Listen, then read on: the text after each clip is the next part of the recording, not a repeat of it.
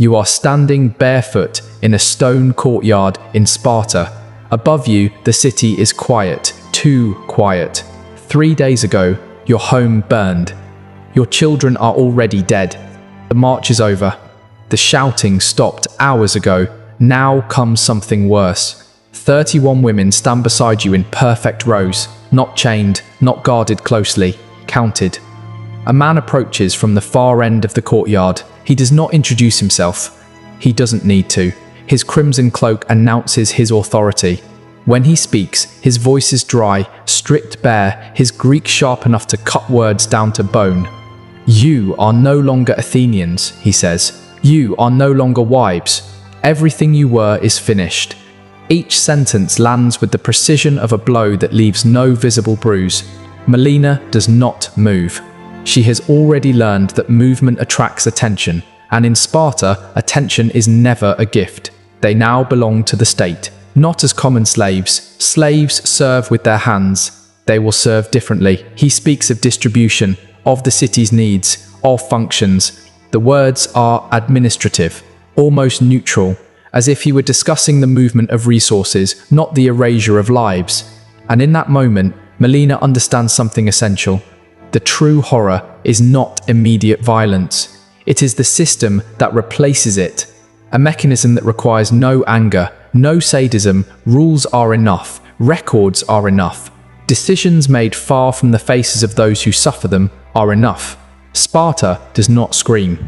Sparta classifies. The man turns and walks away without waiting for acknowledgement.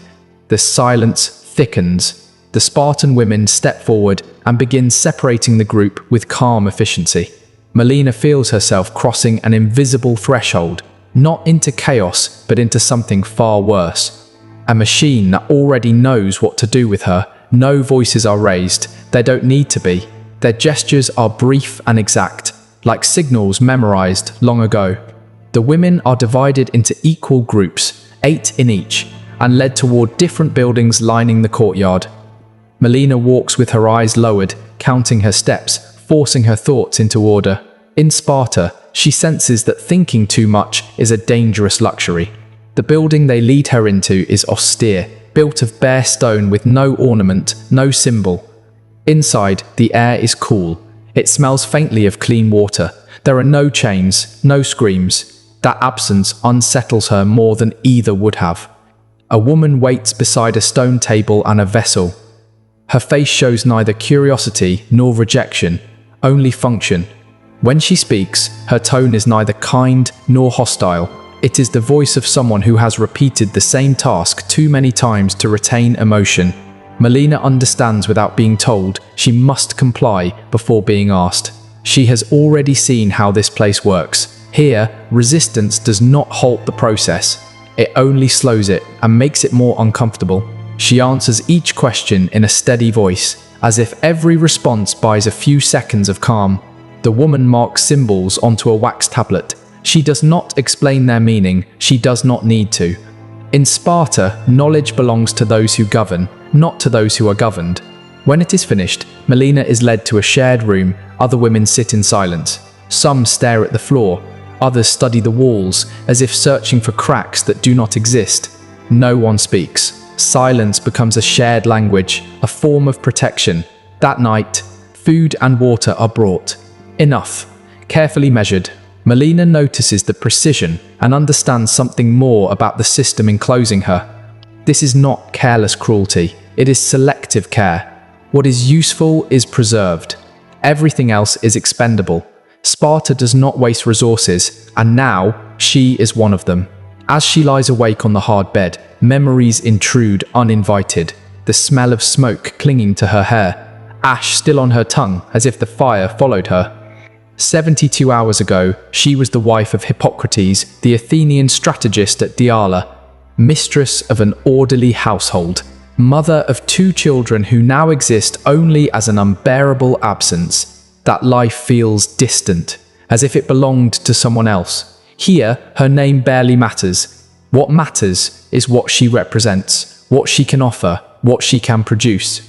She remembers the stories Athens told about Sparta, exaggerations meant to explain their enemy's strangeness. stories that no longer seem exaggerated. Not because everything here is brutal, but because everything is inevitable. Every step was decided before she ever took it. In that silent space, Melina realizes she has entered a city that does not improvise destinies.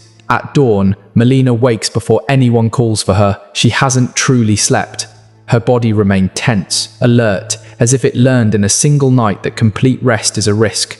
Light enters through a narrow opening high in the wall. It offers no view of the outside. Sparta offers no views, only functions. The women are led out again, one by one, into rooms identical to the night before. In Melina's room, there is a stone table, a vessel of clear water, a low bench. The older woman returns, this time accompanied by a younger one. There is no hurry. There is no pause. Everything unfolds with the calm precision of a ritual repeated for generations. And whatever comes next has already been decided. The questions continue. They are not inquisitive. They are technical. Data is recorded. Cycles are noted. Backgrounds are reduced to silent numbers. Melina answers without protest. She has already understood that here neither consent nor resistance is required, only cooperation. When the wax tablet fills with markings once more, Melina senses that something final has occurred, even though she cannot yet name it. She has not been judged. She has not been condemned. She has been classified. As she is led from the room, she hears muffled sounds drifting from behind other doors. No words, only restrained emotion. Sparta does not require shouts to impose its will. Control is exercised through anticipation. Each woman imagines her own fate, and that private imagining proves more effective than any explicit threat. Back in the inner courtyard, Melina studies the architecture with new awareness. Everything here is built to last. Nothing is built to comfort.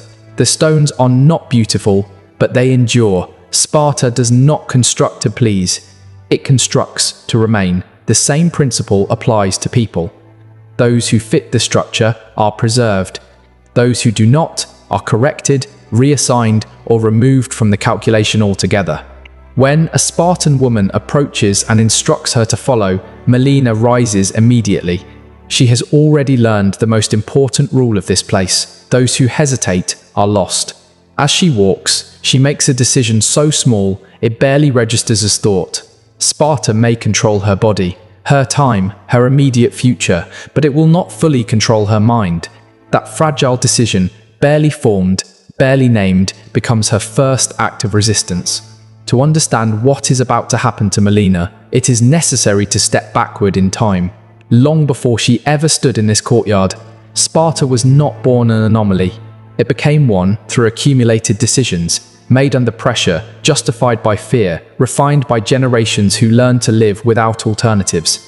Centuries earlier, Sparta conquered fertile land. It could not govern without constant anxiety. The subjugated population was large, persistent, impossible to absorb completely. They lived beside their conquerors, working the soil, preserving memory and resentment. From that moment, the city learned a lesson that would define it. Survival would depend on control, not consensus, not persuasion, control. This need reshaped every aspect of Spartan life. Childhood ceased to be a space of protection and became a phase of preparation. Family yielded to the collective. Affection became a liability. Anything that did not reinforce dominance was reduced or removed. The body ceased to belong to the individual. It became a resource managed by the city, not through personal malice, but through systemic coherence. Over time, that coherence was praised as virtue. Spartans learned not to doubt, not to question, not to require explanation. Doubt was seen as a crack through which chaos could enter. Critical thinking was replaced by ritual. Ritual hardened into habit. And when a practice becomes habit, it stops appearing cruel. It simply is. Melina, seated now on a stone bench, becomes the result of this logic. She is not hated. She is not punished for being an enemy. She is absorbed into an ancient calculation, one that determines who serves, how they serve, and for how long. Melina does not yet understand every detail of this system, but she feels its weight, in the way she is watched, in the precision with which she is moved. In the total absence of explanation, the training Sparta imposed on its children sought more than strong bodies. It sought unwavering minds. From early childhood, obedience was taught without question, endurance without complaint. This was not punishment, it was conditioning. Every deprivation, every test was designed to erase a specific response. Over time, this produced men who required no explicit orders. They knew what was expected because the system had replaced morality itself. They no longer distinguished between permitted and forbidden. They distinguished between useful and useless. Everything else was noise. And in the shadow of this training existed a final stage, reserved for those who had already proven they could act without internal restraint. It was never discussed openly, only hinted at through euphemism, as if naming it directly might fracture the order it upheld. A space where obedience was perfected, where actions occurred without witnesses, without questions. Melina does not know its details, but she senses its presence like pressure in the air. The women whisper at night, fragments of stories, unconfirmed accounts. In Sparta, fear rarely requires proof. Possibility is enough. From the outside, Sparta appears calm, disciplined, ordered,